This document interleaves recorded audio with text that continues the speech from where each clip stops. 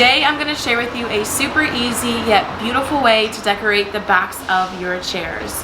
Go to your local thrift store, find your favorite fabric, whether it's a bed sheet, a curtain, and get creative. If you want to dress it up, maybe use something more silk. If you want to have something flowy, it could be sheer, and then you want to cut it up into little pieces.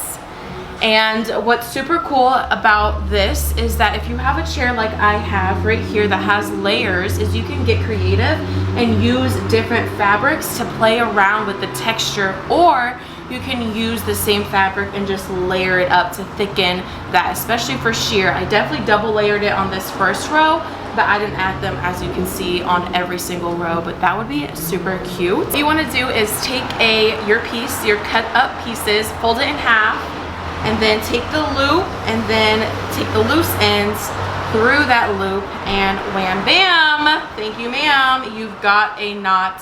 And then you just continue moving forward and you'll have a whole chair. As the wind blows, these will blow and it will be so beautiful. Like I said, this can go for an elegant theme as well, depending on the fabric that you use. Make sure not to have it where people are sitting so it doesn't rip or tug. Have it right here where the wind will go, and it will just be a nice, beautiful touch.